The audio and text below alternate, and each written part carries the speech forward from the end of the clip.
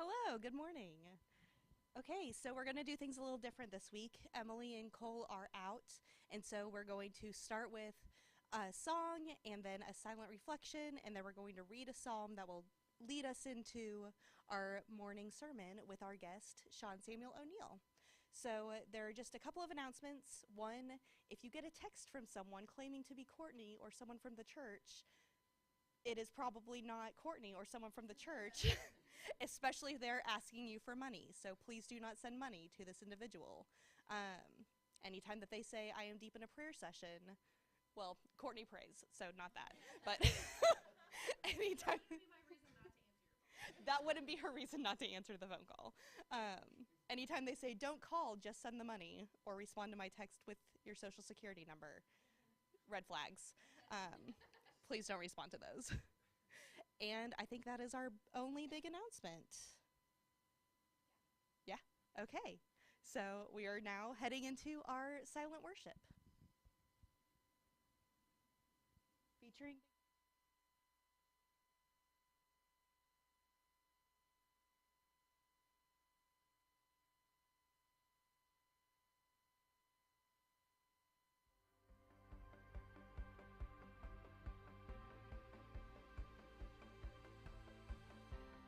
If I told you my story, you would hear hope that wouldn't let go. And if I told you my story, you would hear love that never gave up.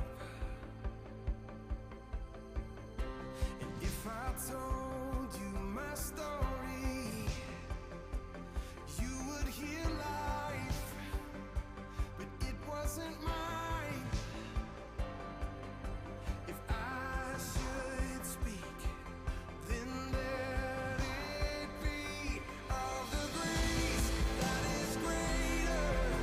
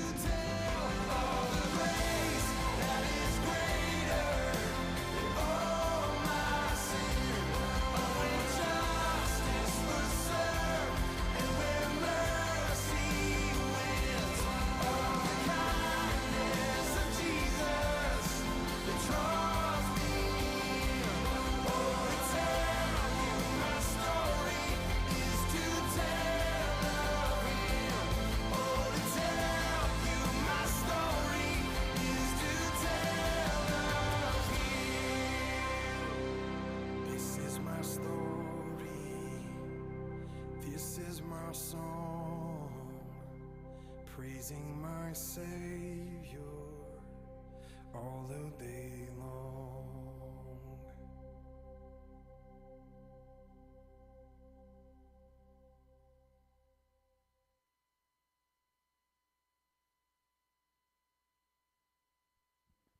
Good morning. I'm going to read Psalm 77, and then we're going to hear from Sean. So I cry aloud to God, and he will hear me. In the day of my trouble, I seek the Lord. In the night, my hand is stretched out without wearying. My soul refuses to be comforted. When I remember God, I moan. When I meditate, my spirit faints. You hold my eyelids open. I'm so troubled that I cannot speak. I consider the days of old, the years long gone. I said, let me remember my song in the night. Let me meditate in my heart. Then my spirit made a diligent search. Will the Lord spurn forever and never again be favorable? Has his steadfast love forever ceased?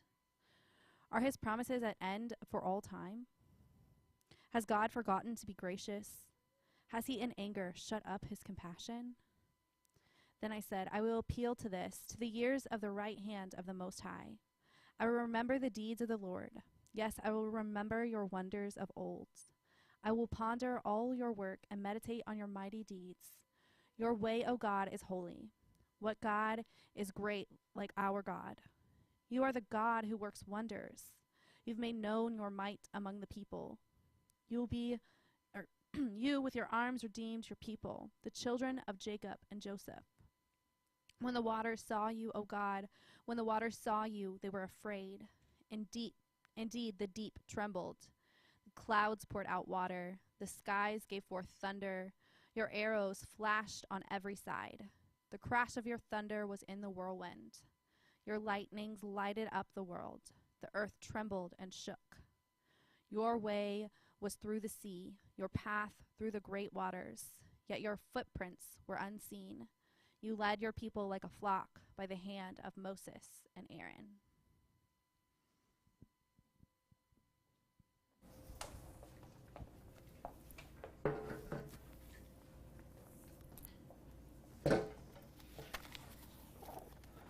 Thank you, Courtney, and thank you all for having us this morning. Mallory, my wife, and I feel super blessed and privileged to be with you this morning. We were commenting at the beginning how much we love this space, and we've heard about Collective for a while. I'm going to end up telling you about that. I can tell you already that the Spirit is at work, because this sermon this morning, or this talk, is going to be about story. And Courtney and I had talked yesterday, and she mentioned that we weren't going to have music ministry per se this morning, that instead we would have a reflection time with just a song at the beginning. So this sermon that's all about story, as soon as we walk in, what do I hear playing but the song, My Story? And I said, let's use that one. So y'all have been talking a little bit about stories recently in church. You've talked about the Good Samaritan story and some other parables. The message for today is to keep in touch with our stories. To keep in touch with our stories. We're going to talk about the importance of that. We're going to talk about the call to keep in touch with our stories. And I'm also going to talk about the way God uses arrows to keep in touch with our stories. And in this case, I have some arrows here. These kind of arrows. This is something I got from TCU. Where you mark something in your book, you want to remember a really important page in the story, you'd use these arrows. And I, besides being a chaplain, part-time chaplain at Texas Health Harris Methodist, I am also teaching at TCU in the fall. I teach a couple of classes, religion and popular culture, 2 classes of that, and religion, health, and meaning. So when I talk about who I am, my story will always include, to some extent, TCU. This is what Tobin Sievers says about stories. For human beings make lives together by sharing their stories with each other. There is no other way of being together for our kind. And Courtney and Megan and I and Mallory are meeting for the first time in person today, but I feel like I already know them a little bit because of their story. And y'all know their story better than I do. But let me remind you of that story. And Mallory, who has not heard their story, let me tell you, Mallory, about their story. Again, Tobin Seaver says that for human beings make lives together by sharing their stories with each other is no other way of being together for our kind. Courtney and Megan are both passionate about diversity and inclusion because they themselves have felt excluded and unwelcome. Both live with chronic illness and both feel a calling to serve God through leadership as women. Being disabled, Courtney and Megan have felt excluded by an inaccessible world. Having grown up in traditional Christian denominations, Courtney and Megan have felt excluded by church leaders and peers who do not believe in God's calling of women into leadership, especially in head pastor roles. These experiences have created a passion in Courtney and Megan to practice radical inclusivity, doing whatever is necessary to ensure Collective Church is a safe, welcoming, truly inclusive space for anyone who wishes to join and worship. And again, I feel like I knew them a little bit when I read that story. When you talk about story, and again, sharing a little bit with you about who I am, I confirmed with Courtney and Mallory and Megan that in the United States, I grew up in Canada, so I never know what was like distinctly Canadian, and that y'all had show and tell in elementary school, so there's a little bit of show and tell going on today to tell the story. My favorite writer is a guy named Frederick Buechner, and he writes a lot about story. This is what he says in an entry called, appropriately enough, Story. It is well to remember what the ancient creeds of the Christian faith declare credence in. God of God, light of light, for us and for our salvation came down from heaven, born of the Virgin Mary, suffered, crucified, dead, buried, rose again, sitteth on the right hand of God, shall come again with glory to judge both the quick and the dead. That is not a theological idea or a religious system. It is a series of largely flesh and blood events that happened, are happening, will happen in time and space. For better or worse, it is a story. It is well to remember because it keeps our eyes on the central fact that the Christian faith always has to do with flesh and blood, time and space. More specifically, with your flesh and blood, or as we would say, y'all's flesh and blood, and mine, with the time and space that day by day we are all of us involved with, stub our toes on, flounder around in trying to look as if we have good sense. In other words, the truth that Christianity claims to be true is ultimately to be found, if it's to be found at all, not in the Bible or the church or theology. The best they can do is point to the truth, but in our stories. It is absolutely crucial, therefore, to keep in constant touch with what is going on in your own life's story. And I would ask you to consider, how do you keep in touch with what is going on in your own life story? So it's absolutely crucial, therefore, to keep in constant touch with what is going on in your own life story and to pay close attention to what is going on in the stories of others' lives. If God is present anywhere, it is in those stories that God is present. If God is not present in those stories, then you might as well give up the whole business. That's kind of a strong ending to that. So he also says this in a book called The Sacred Journey. My assumption is that the story of any one of us is in some measure the story of us all. And that's why in Courtney and Megan's story, I see myself reflected in some ways in that story. For the reader, I suppose it is like looking through someone else's photograph album. What holds you, if nothing else, is the possibility that somewhere among all those shots of people you never knew and places you never saw, you may come across something or someone you recognize. So let me show you a place and that I assume many of you have never been, and someone who you might not recognize even though he's standing in front of you right now. So this is me in grade 10. I was a whopping 5'3" and under 130 pounds. Our starting center was 6'10", William Njoku, who ended up being a second-round draft pick of the Indiana Pacers. I ended up being a star at LA Fitness.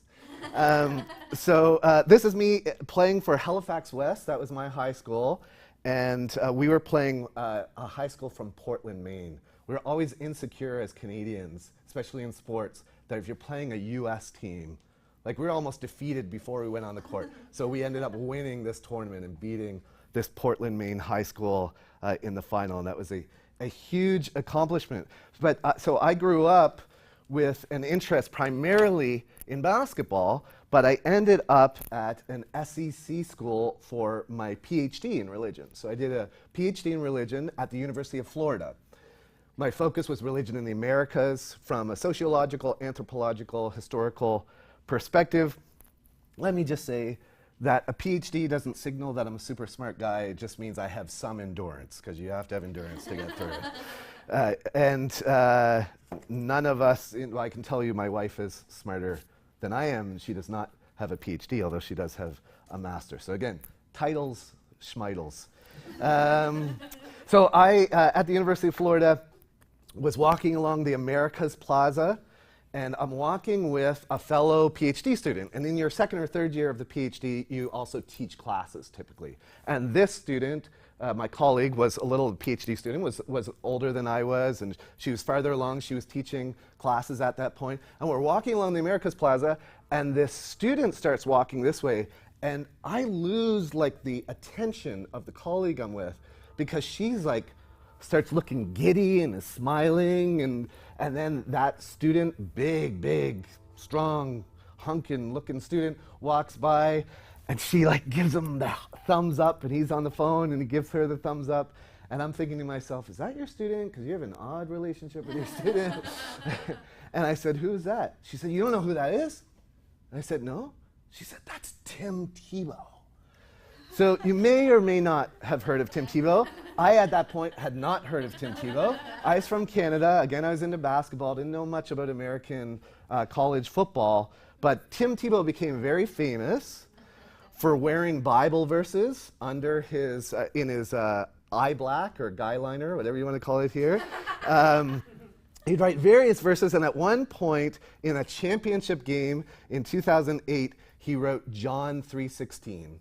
In his eye black. And I'm sure if you've been to Sunday school, you know John 3:16, that for God so loved the world that he gave his only begotten Son, that whosoever would believe in him would not die, but would have eternal life. And so Tebow wore that in the championship game, and the camera stayed fixed on his handsome face the whole time, and they won. And that night, next day, he was having dinner with having lunch with his dad, and a PR person from the University of Florida came up and said, Tim, did you hear what happened? He said, no. 90+ million people Googled John 3:16 last night because you wore that in your eye black. And then 3 years to the day of that event, when he wore John 3:16, famously under his eye black, and 90+ million people Googled John 3:16, Mallory and I were watching Tim Tebow at a friend's house. The friend's name is Philip, and he was also a PhD student at the University of Florida. He primarily studied Buddhism. I primarily studied Christianity, but we found common religious ground in our religious devotion to Tim Tebow, who is playing now in the NFL as a very controversial quarterback for the Denver Broncos, because he was just not a classical quarterback. He not very accurate, it's probably an understatement in terms of his passing, primarily a running quarterback. But inexplicably, when he was starting games, the Broncos kept winning in the like craziest fashion. Like the game would practically be over, and then an opponent would make an inexplicable miscue, and Tebow would be mic'd up singing, you know, "You came from heaven to earth," and he'd go out on the field, and then they'd win the game. And so there's lots of talk that, like, is God intervening in football? This was really interesting for me because I was doing a PhD, and it was a very cerebral exercise. And I felt like my faith was getting really kind of dry. It's interesting to me when you think about the broader story of Christianity, that the Enlightenment in the 18th century, when people started saying, you know, religion has kind of obscured a lot of truth about science and history, and we need to get rid of this and focus on the truth that we can discover with the tools of academic inquiry. And then so Christians that went in the Enlightenment direction tended to kind of give up supernatural sort of stuff and became a lot more cerebral and rational in their faith. And then the conservative Christians got all the cool, supernatural, wild, mystical stuff that I'm into. And it was like a weird sort of divide. So I found like my faith was kind of getting enchanted again, just even considering that there might be something going on here in the messy mundane of this football field and with Tim Tebow. 3 years to the day, Denver Broncos playing the Pittsburgh Steelers, who at the time had the number one ranked defense in the NFL. They were missing a couple of key defensive players, but no one thought the Broncos, led by Tim Tebow at that point, had a chance against the Steelers. In fact, they had been practicing leading up to this playoff game, practicing inserting Brady Quinn, who was at the beginning of the season the third string quarterback, for third downs, because they didn't think that Tebow could accurately convert a third down. So they were going to put in a backup who had not taken a snap all season, just for third downs. That's how little faith anyone, including his own team, had in Tebow. And then what happened? Tebow inexplicably caught fire and had all these long touchdowns. And then it was overtime. And we're at my friend Philip's place. He has a little girl, a 2-year-old girl at the time, who's adorable. And we're watching this football game. And I said to her, okay, so what we need to happen is Tebow's got to throw the ball and he's got to go all the way. And then what happens?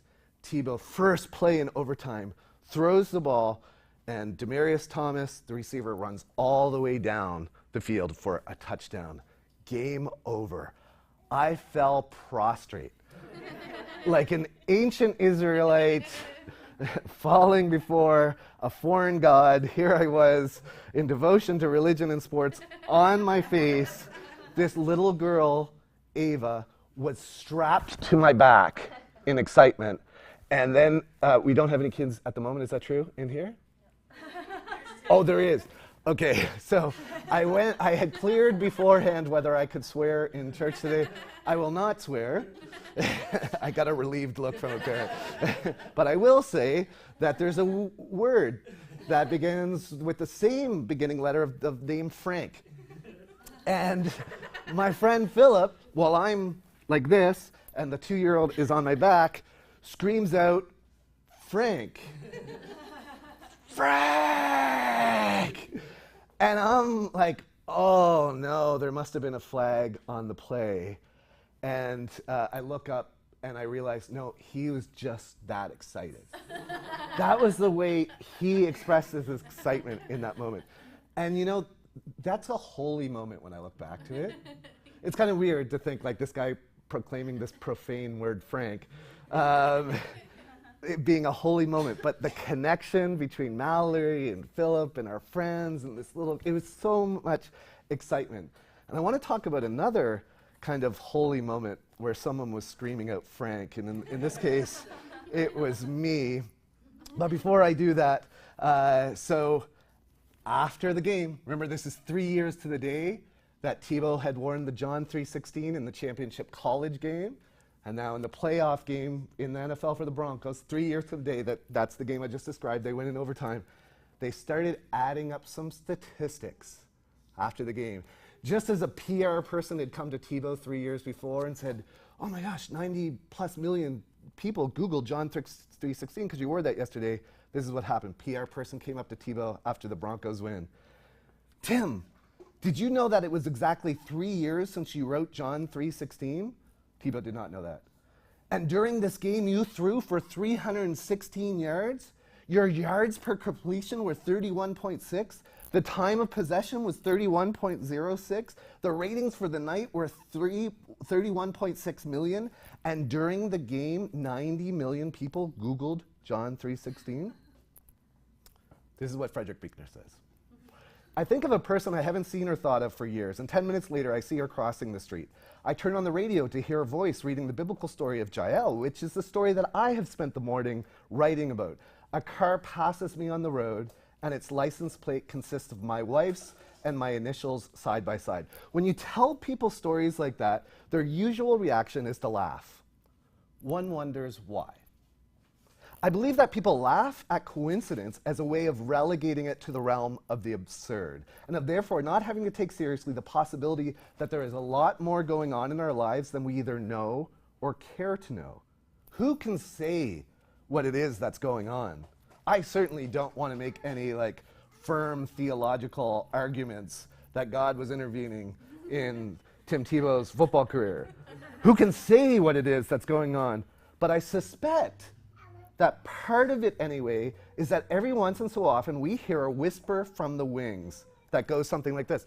And maybe you need to hear this whisper from the wings today for you, because we've already had some coincidences this morning. You've turned up in the right place at the right time. You're doing fine. Don't ever think that you've been forgotten. So it's really interesting what Tebow ended up doing with that story. Recently, Mallory and I, my wife, we went to a concert by a hip-hop artist named Propaganda, or calls himself Propaganda. I don't think that was his birth name. And he has written a book and has a current album that deals with telling better stories. Tell better stories. And what Tebow used that John 3:16 event on Harry Connick Jr., this talk show hosted by the famous musician, to change the narrative about disability. Because of all the attention about this 3:16 game, he got on there and they wanted to interview him about that, and he said, but let me tell you about this. He said, when I was 15 years old, I was in the Philippines as a missionary with my dad, and the village was so excited about these Americans coming to visit that they had actually had a kid who had a disability. Tebow said his feet were on backwards. They had marginalized him. They had excluded him. They had put him off in a bamboo hut by himself so that he wouldn't be seen by the American missionaries. And they talk about, Tebow says that there was this concept in the village that disability was a curse. It was something to be marginalized. And so Tebow heard about this, and he went into the hut, and he talked to this little kid, Sherwin, with his legs on backwards, and he put him up on his shoulders, and Tebow walked him into the place where the Americans were speaking prominently so everyone could see him. And he said this, tell better stories. He said he felt like he could see the narrative changing in their heads about disability. Now, let me acknowledge, because I know we have very smart people from a variety of different social and political persuasions here, that there's some problematic dimensions talking about this white American going to the Philippines and then representing this third world country as a backward place. For more on that, in October, my book, Spirit in Sport, Religion in the Fragile Athletic Body, comes out by the University of Tennessee Press, so in October, and I deal with those complexities. For now, though, we'll just emphasize the positive part of changing the narrative. So 3:16, that was Tebow's number. My faith got kind of enchanted at that time. I started, even though my focus was on religion in Latin America in my PhD, I started writing a lot more about religion and sports. In fact, I was writing pseudonymously, how do you say that? I had a pseudonym, and I was writing with a pen name different articles about Tim Tebow and other people who had brought this intersection of faith and sport to the culture. The number for me, though, that started appearing all the time in really meaningful ways was 717. And I would tell Mallory about this. I don't know what's happening. And you have to understand, I have a confusing religious background. My mom is Pentecostal, my dad's Catholic, so I was raised confused. And in the Pentecostal context, the whole idea of numbers having any significance or coincidence, that sounded very New Age, which was a bad thing from that perspective. So I didn't have a background in this, but it just started happening. 717 would come up when I really needed encouragement. And I would tell Mallory, and she'd say, that's really cool. And then I would walk away, and she would roll her eyes. I could tell. I knew she was doing. She wasn't buying it. But just as Tebow used the numbers 3:16 to change the narrative about disability, or at least he tried to, Mallory, the 7:17 ended up changing one of Mallory's narratives. And so I held this up, Tell Better Stories, both as an example of a recent artist that we saw, Propaganda, but also if you look closely, you will see that we have 5 pets, because there is hair all over this. And this is a freshly washed sweatshirt. So we have 3 dogs and 2 cats, but at the time, We only had one cat. And I was not even in Texas at the moment, but I had gone, I felt a strong urge. I wanted another cat. I went to Craigslist. I found kitty looking for a dog friend. And we had a dog, and it's a black and white cat, and I had a black and white cat. It's my first pet. And I said, Mallory, this is our cat. Can you go pick up our cat? And so she made an arrangement, talked to them to see this cat, and she went and visited this cat, and she was not going to get this cat. Because the cat would not make any eye contact with Mallory. He seemed very skittish, would you say? Yeah. Describe how he was. Even though I don't have a mic, he was like, our other cat will just stare at you and talk to you and respond and stuff, and he's playing with a toy, running around, like not paying any, did not care I was there. Not And affectionate. I'm not connecting with this. Right, thing. not affectionate. My wife just pointed out that there's just no connection between her and this cat. Remember though, I had like drilled in this whole thing, God uses 717, like 717. She'd roll her eyes. And then the woman was like, yeah, the woman who was fostering the cat said, this cat is very predictable in one sense. Like he has a very particular time he gets up in the morning. He gets up at like 7:17 every morning. And she was like, oh. So she went off and texted me and said, I guess we're getting this cat. And this cat has been a lifesaver for me. I might even say, go so far, you'd have to hear a little bit more of my story of mental health challenges, but that cat has been like an emotional support cat for me. So we call him our little 717 cat. His name is also Oliver. And then 717 came up in an important way, and in a way that I think y'all are going to find important given your history at this church, and it had to do with a transition I was making in my life. It's interesting because remember I said with the Enlightenment that the Enlightenment kind of stripped away the supernatural for a lot of religious folk, and they began to read the Bible in a very critical way. Critical not meaning like, oh, this sucks, but like, hopefully that wasn't a swear word. No, yeah, just like critical in that like, this probably never happened, or this is not scientifically accurate. And then so you had that liberal development of Christianity that was very rational, and then the conservative folk kind of kept the supernatural. What was interesting for me, it's kind of the supernatural, enchanted elements of Christianity that moved me in a more progressive direction, away from the conservative theological orientation that I had been raised with, even though, again, I had a confusing upbringing. I still, when I had come to faith, I came to faith in a pretty conservative theological context. I really started wrestling with the issue of faith and sexuality. Because at the time, in terms of the story that I was telling myself, it was the story that you would still hear in the Roman Catholic Church officially today, in the Eastern Orthodox Church, and many evangelical Protestant churches, that yes, God loves everyone, but homosexual or LGBTQ plus sex acts are sinful. So you, what is it again? Love the sinner, hate the sin. Like, that's the story I had been telling myself. But that story started to not seem plausible anymore to me. As I met some super spiritual, loving, merciful LGBTQ plus people who were not only our friends, were part of our family.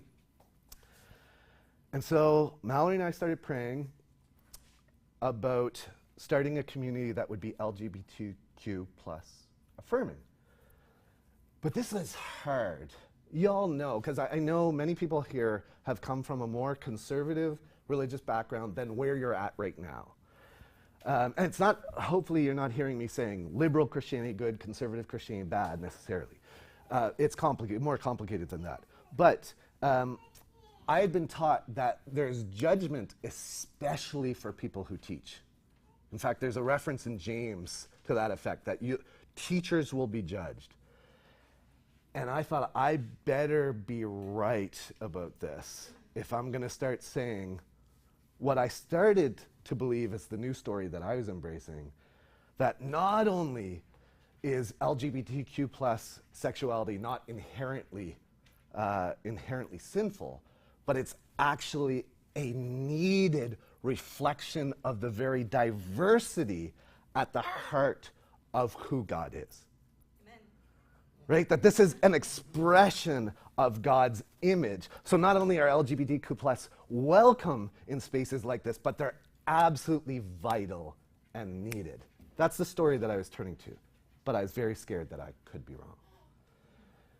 So 7:17, y'all.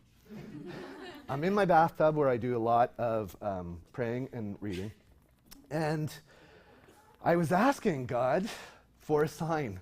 Like saying, very honestly, this is what I feel like you're calling me to.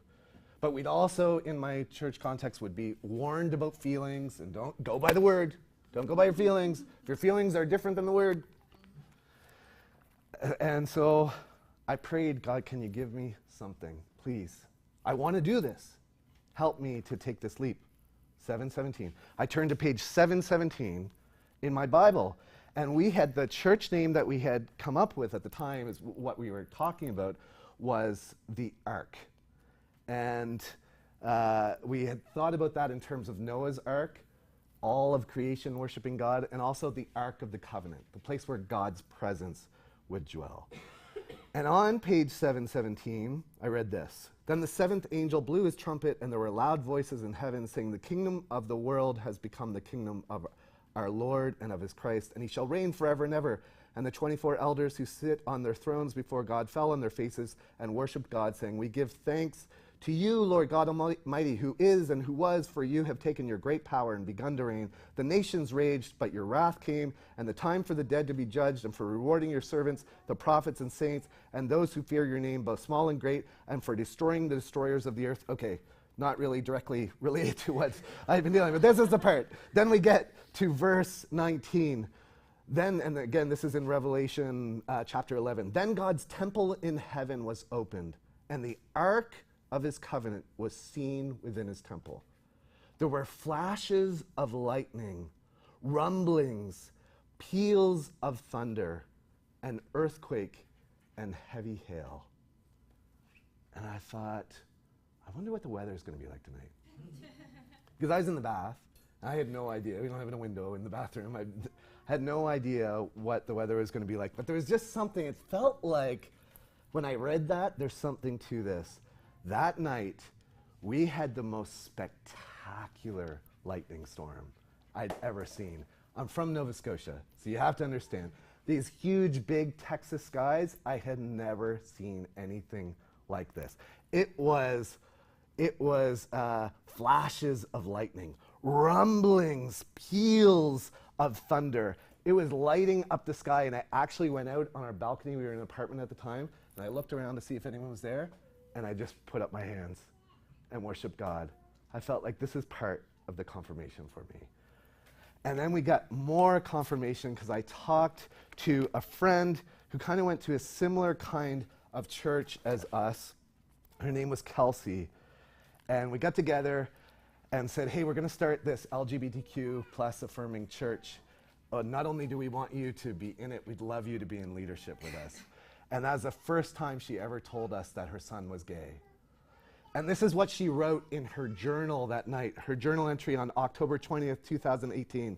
Last night, I sat with Sean and Mallory O'Neill and dreamed about creating a church that was inclusive of everyone. It was an amazing night where they spoke about their vision of creating a church called the Ark.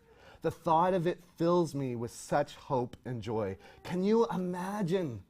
All this time, I have kept my vision to be in a place that I have kept my vision in my head that someday I'd be able to be in a place that I could happily welcome anyone that was LGBTQ plus to my church.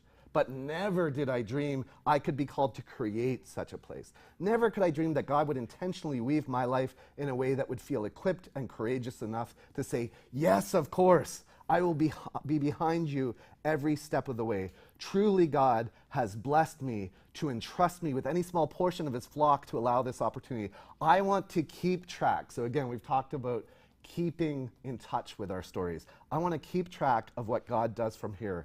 Let me be an arrow, Lord. And she had a picture, a little drawing of an arrow in this place in her journal. Let me be an arrow, Lord. Let me welcome your children who have been turned from every other place to know your great, expansive heart for them. Doesn't that sound a lot like Megan and Courtney's story that I talked about earlier? October 20th, 2018. Just as Tebow had that crazy game, 3 years to the day that he wore John 3:16 in his eyes, a year to the day that we met with Kelsey and she wrote that in her journal, I was ordained on October 20th, 2019. And I did not realize that it was exactly a year from that journal entry until I prepared for the talk today. But something devastating had happened in between. In between Kelsey writing that journal entry on October 20th and then my ordination on October 20th, 2019. That's the reason why I have her journal entry. She died by suicide. And I'm not sure I've ever gone through a deeper time of darkness or grief in my life. And then this is where I get to the part where I'm screaming out Frank at the top of my lungs. Because as we journeyed in the aftermath of Kelsey's suicide, I found out that she had faced, I'm trying to be careful with my words here since we have children here, but she had faced a very difficult, traumatic situation in her youth that involved an elementary principal at her elementary school. And I was so devastated and furious and anguished and heartbroken when I heard that I actually drove to one of the last places where we had had dinner together, and I screamed in my car at the top of my lungs, Frank! And tears rolling down my eyes. And let me tell you, just as my friend screaming Frank after that Broncos Tebow victory, I'd say is a holy moment, that moment when I was screaming out Frank over that anguish, I would argue was a holy moment. And why? Because of our reading for today. This is what the Message version, how it starts off the reading that Courtney read for us today. Psalm 77, verse 1 in the Message version, this paraphrase version, says, I yell out to my God, I yell with all my might, I yell at the top of my lungs. He listens. So let me read it again in the ESV version. I cry aloud to God, and he will hear me. In the day of my trouble, I seek the Lord. In the night, my hand is stretched out without wearying. My soul refuses to be comforted. That's what we were like. We were having sleepless nights. All the praying I was doing was not making me feel better. When I remember God, I moan. When I meditate, my spirit faints. That's a person who's praying, who's trying, and is not feeling much hope, not feeling much better. Has anyone ever been there before? That's holy, y'all. It's holy to be in that place. It's holy to lament and be honest and be angry and be frustrated with God and express that. You hold my eyelids open. I'm so troubled that I cannot speak. I consider the days of old, the years long ago. I said, let me remember my song in the night. Let me meditate in my heart. Then my spirit made a diligent search. Will the Lord spurn forever and never again be favorable? Has his steadfast love forever ceased? Are his promises at an end for all time? Has God forgotten to be gracious? Has he in anger shut up his compassion? We often will read the Hebrew Bible, or what Christians often call the Old Testament, from a New Testament lens, and that can be helpful at times, and it's helpful indeed to twin that passage from Psalm 77 about feeling this moaning. All you can do is moan, and your spirit searching for an answer, searching for a hope. Pair that with Romans 8:26-27. Likewise, the Spirit helps us in our weakness, for we do not know what to pray for as we ought. I sure didn't know what to pray for at that time. But the Spirit himself intercedes for us with groanings too deep for words. And he who searches hearts knows what is the mind of the Spirit, because the Spirit intercedes for God's people according to the will of God. What I ended up having to do after that devastating period of grief was recall my story. So this is my favorite book that we read in my hospital chaplain residency. It's a book by an African American named Edward Wimberly called Recalling Our Own Stories. And he talks about the African American spiritual tradition of recalling and reciting a pivotal moment in your life. when you felt God called you to something, and to go back to that story, to tell that story again with others present, so that you get a new framework for the present circumstances you're dealing with. And I had to remember that story. I had to go back to that original call where I sat on that balcony with my hands lifted high, and the flashes of lightning and the peals of thunder reminded me of this great God that could do more than I could ask or even think. This is what they say in the psalm for the rest of the portion. Then I said, I will appeal to this, to the years of the right hand of the Most High. I will remember the deeds of the Lord. Yes, I will remember your wonders of old. I will ponder all your work and meditate on your mighty deeds. Your way, O God, is holy. What God is great like our God? You are the God who works wonders. You have made known your might among the peoples. So this person who's reflected in the psalm here, who felt this moaning, who was meditating and couldn't feel anything, suddenly begins recalling his story and recalling the deeds of old. And not only his little personal story, but the way his little personal story fits into a much bigger story, a story that goes back to Jacob and Joseph. When the waters saw you, O God, when the waters saw you, they were afraid. Indeed, the deep trembled. The clouds poured out water. The skies gave forth thunder. Your arrows flashed on every side. The crash of your thunder was in the whirlwind. So y'all remember I was saying about the 717, how that comes up again and again. If someone says to me, would you like to preach at the church? And I say, yes. And they say, preach on whatever you want. That's like, oh, that's too overwhelming for me. Like, that's a heart of darkness situation where I have to just choose anything in the Bible and preach about it. So I go to the lectionary, which is this list of readings that various churches follow each week. And so when I heard that I was going to preach here, I said, let me see what the lectionary readings are for that day that I've been asked to preach. And it was this Psalm 77. And when I'm see a license plate that is 17, you know what I mean? 7717. That's even better than just the 717, because it's like even more sevens. So remember me recalling my story of the lightning and the peals of thunder, and I felt like God had changed the narrative for me. He was telling me a better story about LGBTQ plus people. I was asked to speak here today. That's the reading in the lectionary. That, my friends, is 7:17. It's Psalm 77, verse 17. The clouds poured out water. The skies gave forth thunder. Your arrows flashed on every side. The crash of your thunder was in the whirlwind. Your lightnings lighted up the world. The earth trembled and shook. Your way was through the sea, your path through the great waters. Yet your footprints were unseen. So even the writer is saying, lightnings crashing, peals of thunder. The person who's writing the psalm seems to be talking either about the deliverance of the Hebrew people from the exodus from Egyptian slavery, or the creation of the world, or some combination of the two. And then it says this.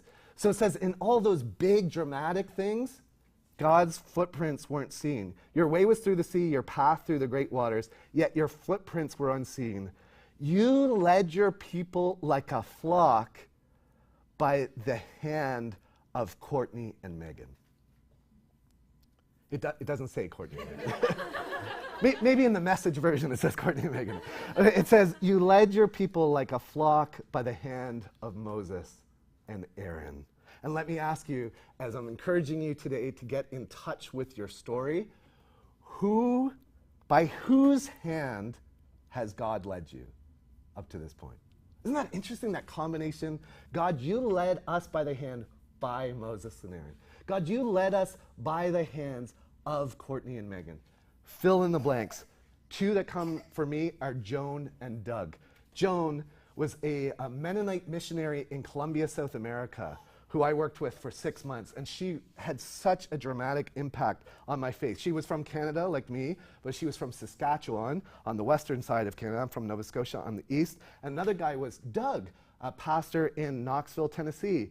And while I was teaching at the University of Tennessee in 2012, 2013, Doug was asking me about my arrows, basically. You know, when you think about Cupid and an arrow going through your heart, and the arrow goes in and awakens your heart to someone else, usually in that kind of story. What's on your heart?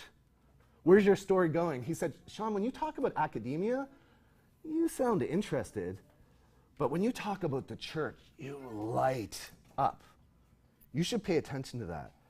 But I had no idea what that meant in practice. How was I supposed to go from academia into church ministry? Well, you've heard a little bit of my story, how that happened.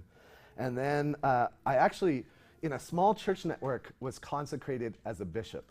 And we went to Arizona, Mallory and I, and on the Sunday morning, I was going to be consecrated as a bishop in the evening. On the Sunday morning, we were encouraged to just go to church wherever we wanted or to do whatever we wanted in the morning.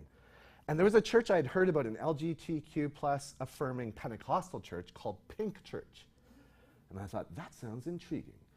But we weren't supposed, Mallory and I had decided we were going to go to a butterfly exhibit in Phoenix. But that morning, I thought, I think God's calling us to Pink Church this morning. And I didn't know, because butterflies are really meaningful for Mallory in multiple ways. They remind her of her late mother, for one. And so I thought, this is kind of sensitive. Let me just make sure. I said, Mal's, I don't know why I feel like God is maybe saying to go to Pink Church. Does that resonate? And she said, sure, let's do it. So I went into the bathtub, again, where I do a lot of my praying, preparation of any kinds. And I went to Twitter, and there was this woman was, one of the first things I came across was this woman saying that she woke up to her kids yelling, Mennonite power. And of course, whenever I hear the word Mennonite, I think of Joan, from Colombia, who God used to lead me by the hand in many areas of my life.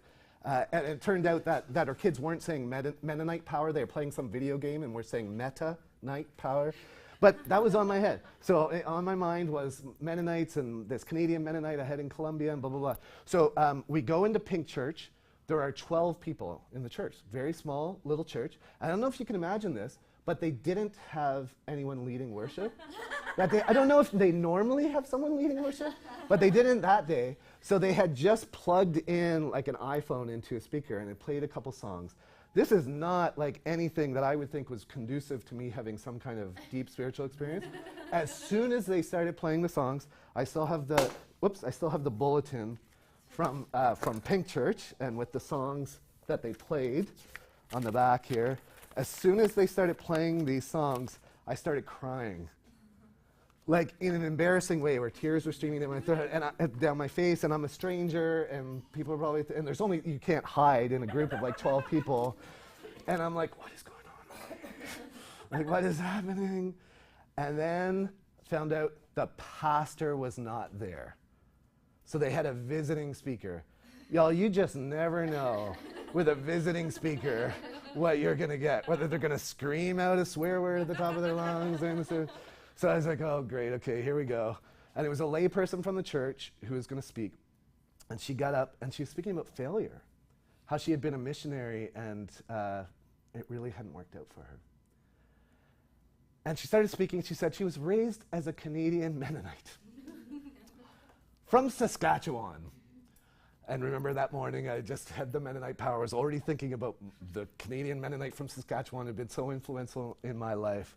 And then she started talking about her son, her adopted son from South Africa, who at a young age began to feel like he was gay.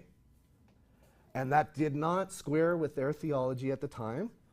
In fact, his father was adamant that he would go to hell if he lived that, you've heard these awful, that lifestyle. But this woman, who shared the same kind of conservative theology of her husband, also felt overwhelming love for her son and said, we cannot just shun him. So they sent him, and she's talking, remember, like the Canadian Mennonite connection, they sent him to a boarding school in Tennessee. And so she talks, and then she says he went to this like boarding school. It didn't de-gayify him. They couldn't pray the gay away. And in fact, after that, he realized that he was on a journey, as we all are in so many different respects, that he was trans. So he became she. And this woman who was speaking said, I had to come to terms with the person who was my son now being my daughter. And the husband the father was adamant that this was not going to fly in his home. That his son was going to go to hell if he went in this direction. This woman, the mother, began embracing her daughter. This child who was blossoming into this beautiful woman. And she didn't know how to work things out theologically, but she just went to this pink church. And they embraced her, and they embraced her daughter. And her daughter was there, and she was crying as her mom was telling this story. And then at the end, she said, does anyone else have any stories that are relevant to? I said, yeah. So, Canadian missionary, Mennonite missionary from Saskatchewan. Turned out she had gone to the same school as this woman had gone to in Colombia at one point. And then I said, you said that your daughter, whose name is Temba, you said your daughter went to this boarding school in Tennessee. Where in Tennessee? Knoxville.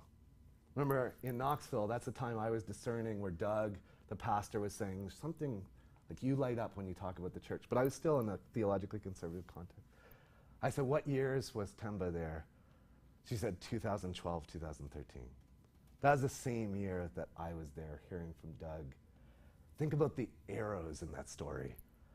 How wobbly the trajectory of the arrows that Temba and I had been following would have looked to anyone when they're looking at our story.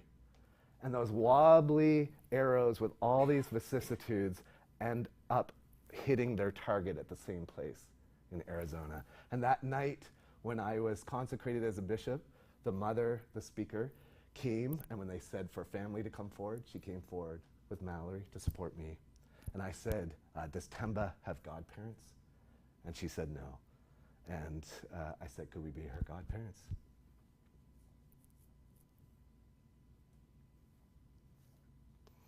She said, yeah. And I asked Temba, could we be her godparents? She said, yeah. So I wrote Joan, the Canadian Mennonite missionary, and I told her the whole story. And I said, I have a godchild, and she is wonderful. Once I have put away my album for good, Buechner says, you may, in the privacy of the heart, take out the album of y'all's own life, or your own life, and search it for the people and places you have loved and learned from yourself.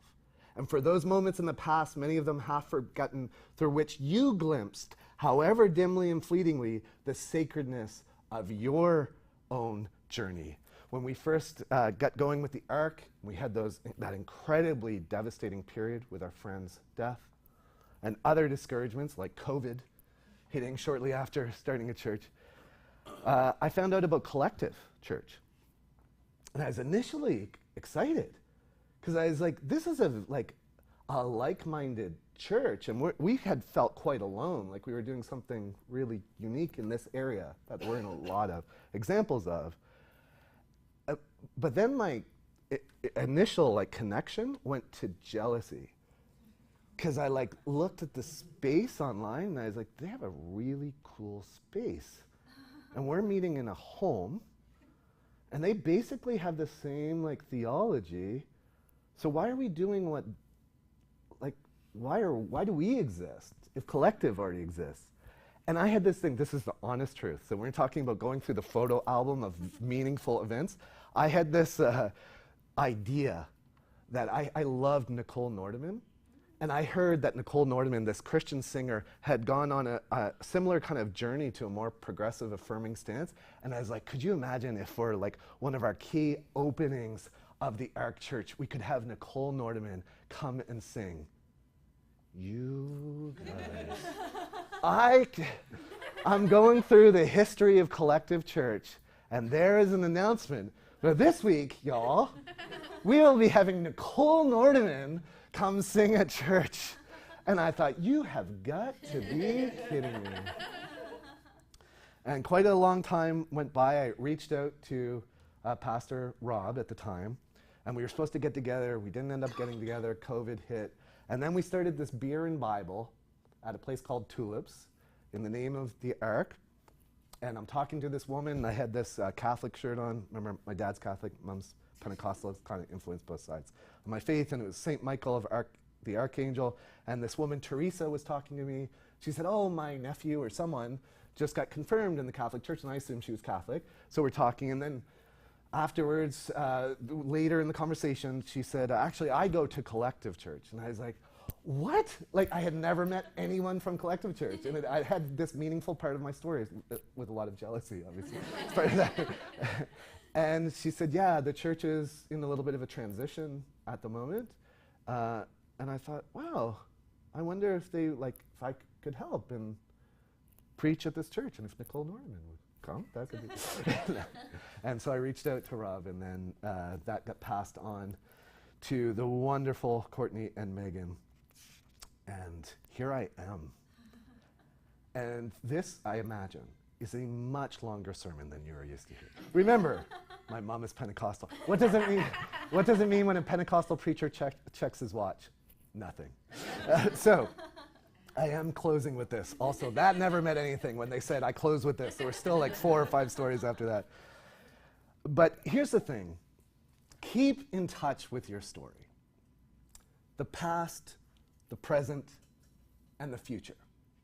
Look for these arrows that are often going to turn up in the form of people. Who is it that's leading you by God's hand? Who has led you by God's hand? We know for sure from this reading today in the Psalms that in terms of the present, it is absolutely appropriate and holy to lament about our present.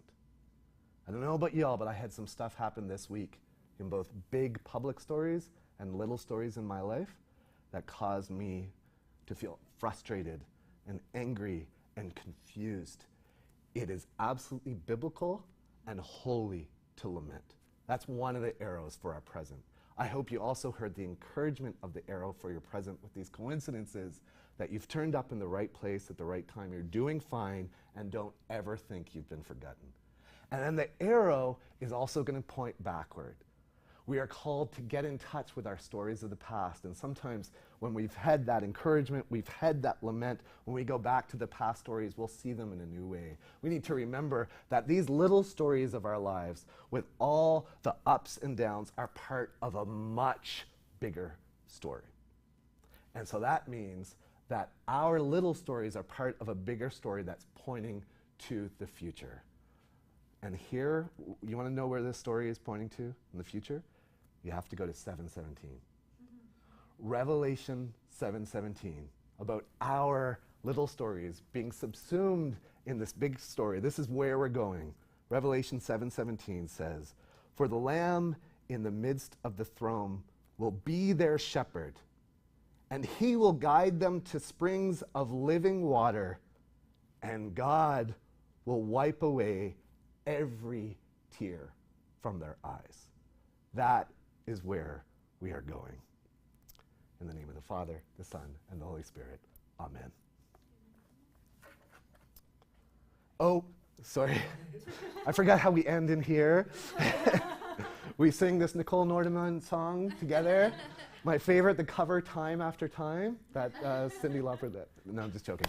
May grace and peace be with you. Amen.